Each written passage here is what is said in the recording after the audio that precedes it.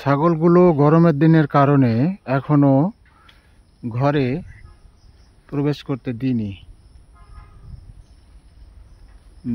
কারণ যে এখন একটা মৃদুমন্দ বাতাস বাইরে বইছে। এই বাতাসে এরা খুবই কমফোর্টেবল ফিল করছে। এই বাইরে এরা এখানেই আছে।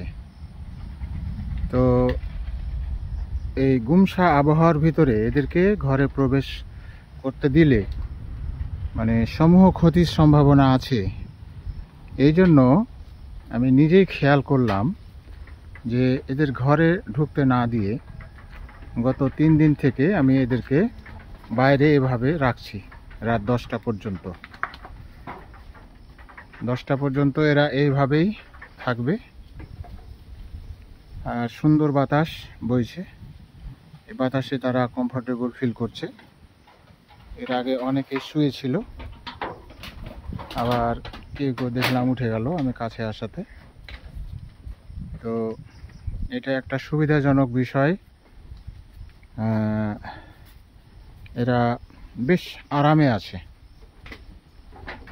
যখন এদেরকে আমি ওদিকে প্রবেশ করতে দিচ্ছিলাম না ঘরের ভিতর, তখন প্রথম 2 দিন এরা একটু ঝামেলা করেছে, কিন্তু এখন আর ওরকম কোনো ঝামেলা করছে না। 3য় দিনে সুন্দরভাবে এসে একটা জায়গায় পজিশন নিয়েছে, নিরাপদ জায়গা।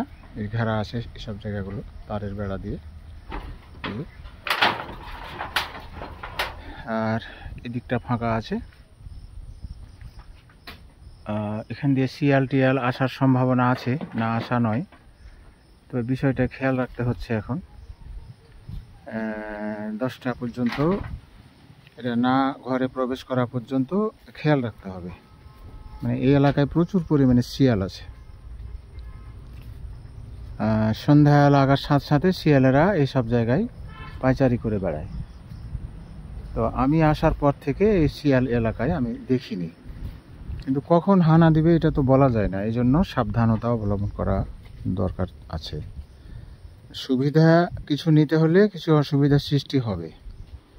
এখন এদেরকে যদি কিছুটা সুবিধার মধ্যে নিয়ে আসতে চায়, কমফোর্টেবল অবস্থায় রাখা যত যাবে ততই ডেভেলপমেন্ট ঘটবে। এক একটা ছাগলের যে ওজন বেড়েছে এই 1 মাসের ভিতরে, এটা ধারণার বাইরে। এদের ফিগার চেঞ্জ হয়ে গেছে।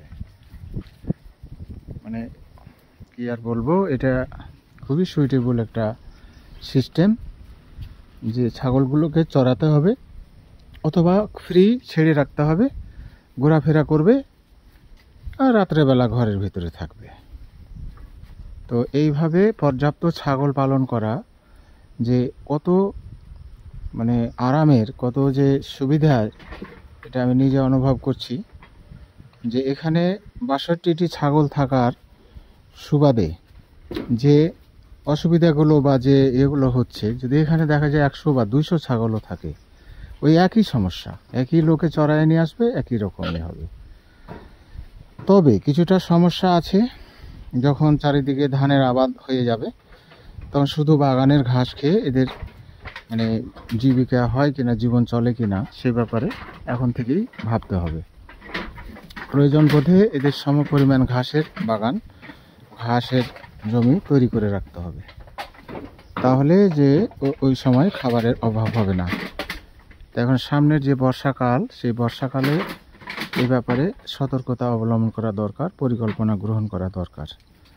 তো আমি ভাবছি যে ওইগুলো কি মানে মেজার নেওয়া দরকার অগ্রিম।